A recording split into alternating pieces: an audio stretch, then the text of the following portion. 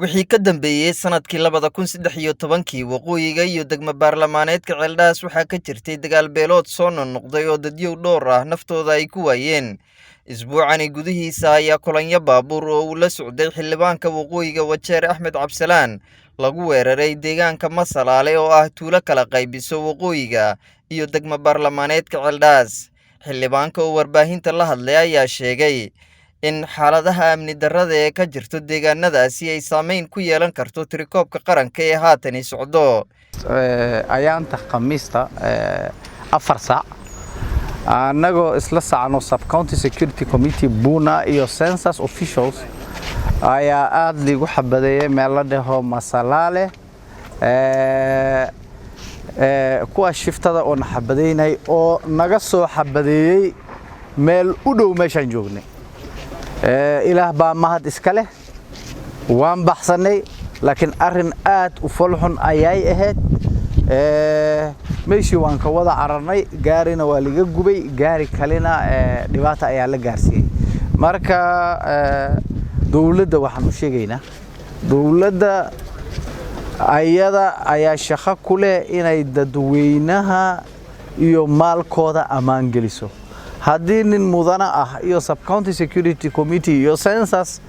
officials saa loo xabadan karo dhibaatada loo geysan karo dadweynaha maxaad u malaysay marka waxaan codsanaynaa dawladda inay siiso amaan gelis buux ah dadka dhulka ku nool county commissioner iyo county security committee si degdeg ah ayay ugu imaadeen dhibka markaas gaaray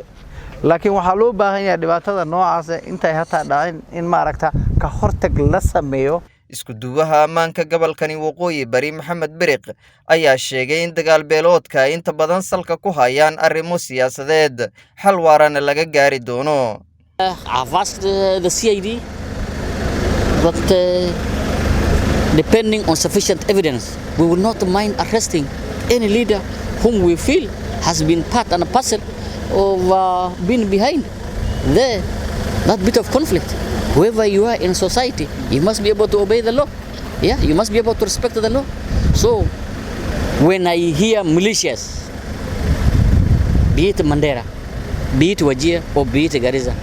behind the militias is a politician. Behind the militias is a network. Behind the militias are people who fund them, who support them. And therefore, I have asked the County Security Committee to dismantle the fastest time possible militias roaming and operating between the two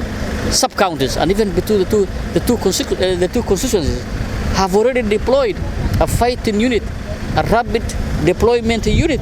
maalmihii la soo dhaafay soonaha deegaanka Masalaale ee xildhibaanka lagu weeraray ayaa laga dareemayay inay ka jirto deganaansho aan caga badan ku taagnayn Xasan Nuur Almooge, telefishinka NEB, countiga Wajeer.